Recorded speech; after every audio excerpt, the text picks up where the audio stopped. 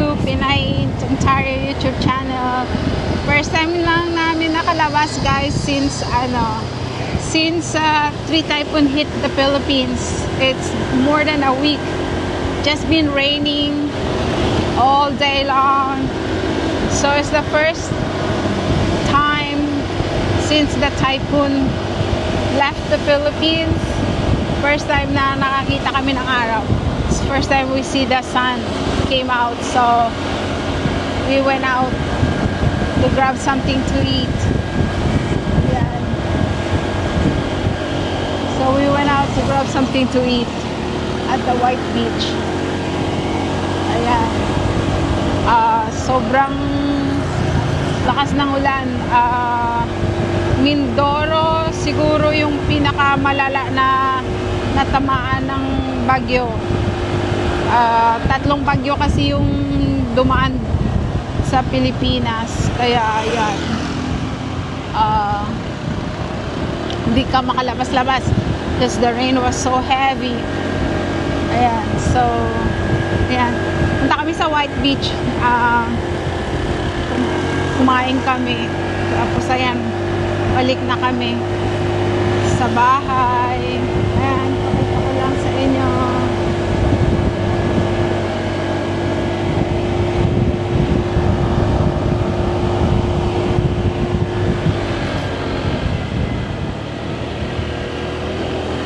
Pakita ko lang sa inyo yung Puerto Galera. So, ayun na nga. Tapos lang ng bagyo. Kaya finally nakalabas na rin kami. At pagkatapos namin kumain, umuwi na kami kaagad kasi parang uulan na naman. Sabi ko tara na bago maabutan tayo ng ulan, uwi na tayo. Sobra talaga yung ulan. Tapos tatlong bagyo plus habagat season. Ayan.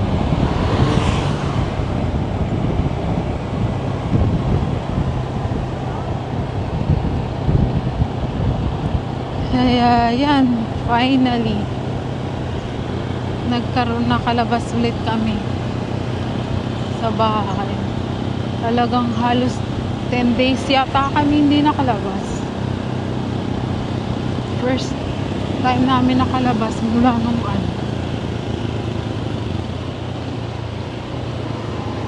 yun na nakikita ko sa TV na parang natamaan talaga masyado yung Puerto Galera. Puerto Galera, no, in Mindoro in general. Parang yung Mindoro talaga natamaan. Yung mga farmers, yung mga, especially yung mga nagpa-farm ng rice, yung mga seedlings nila naanod na sa baha. Meron dun ko sa online na yun, mawawa yung mga tao. Tapos yung iba pa yung bahay nila na nasama sa sa baha, sa sobrang lakas ng tubig. Kahit sa yung kanina doon sa kinainan namin restaurant, sabi niya yung tubig daw nasa kalsada daw hanggang hanggang tuhod na rin. Ayun, bir mo yun, nasa pa siya, nasa mataas na lugar pa yung yung White Beach. Paano na lang yung mga taong nasa sa mababang lugar, di wala na yung bahay nila. Yung iba nga dito sa sa bandang Calapan, yung school halos nasa bubong na yung yung baha. Grabe talaga yung ng bagyo. Pero sabi nila wala pa yan. Sabi nilang gano'n, wala pa yan tita.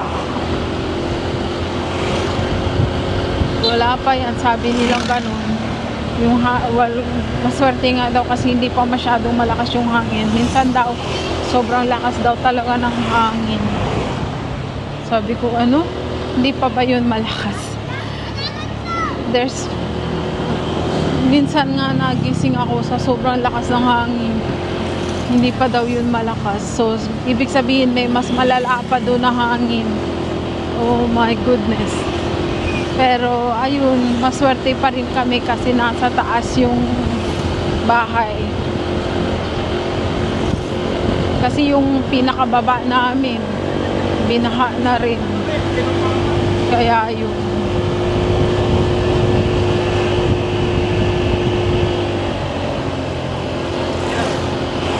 Yan, freedom ulit. At hindi na umuulan. Mahirap kasi pagka umulan. Tapos madulas yung daan. Hindi kami kampante magmotor-motor dyan.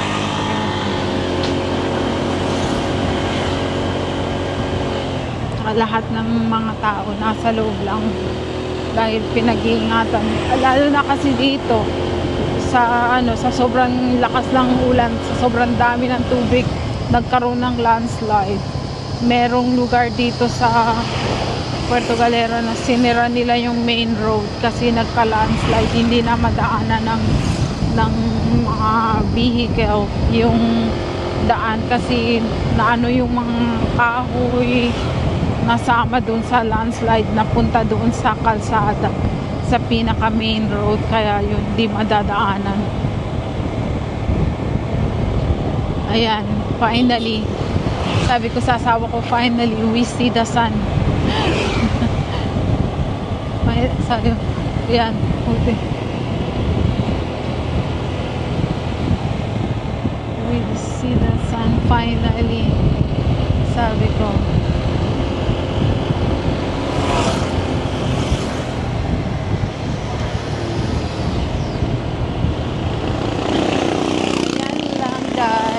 Dito na kami sa aming bahay. Dahan-dahan lang. At ang aking ayan.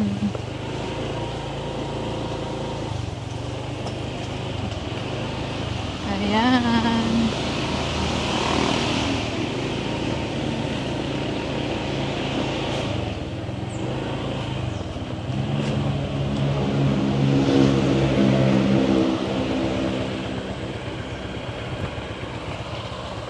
Ayan guys, tingnan nyo. Ito yung hagdanan. Nilinisan ni Jake. Malumot na to eh. Nakakatakot na siyang daanan.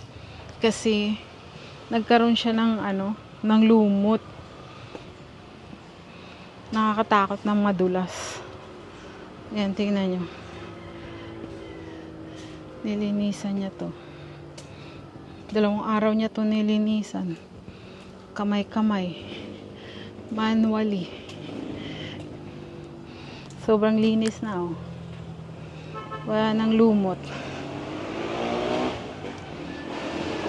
Kapal kasi ng lumot dito dahil sa ng ulan. Ayan, nadulas ako dito nung maybe a month ago. Kaya pasalamat ako, nilinisan niya. Ayan.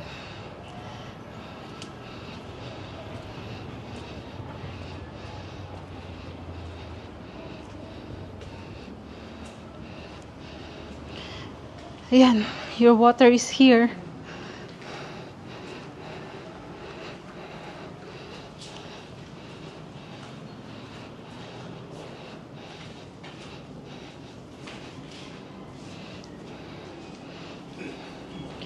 Ayan. Tingnan nyo. Pakita ko sa inyo yung sa likod. Finally, there's a sunshine. See?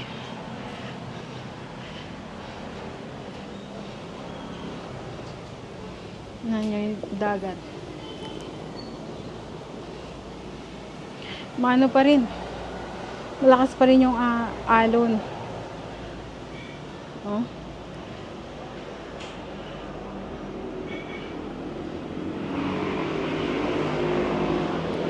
Lakas pa rin yung alon.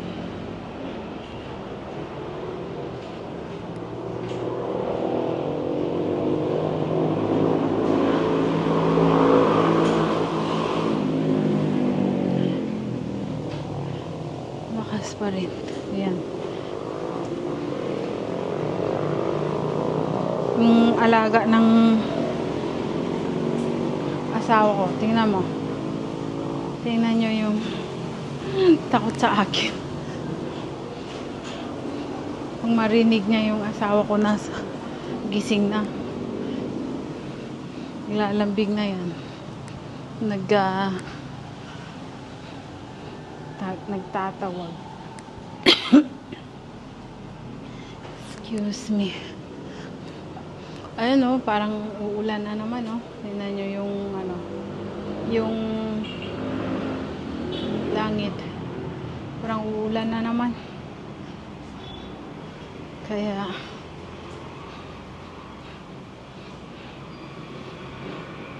masaya na nakakita rin kami ng araw after almost 10 days yata. Ayan, tingnan nyo.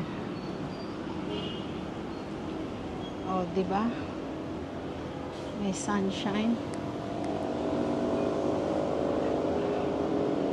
Oh, yan. Ayan lang, guys.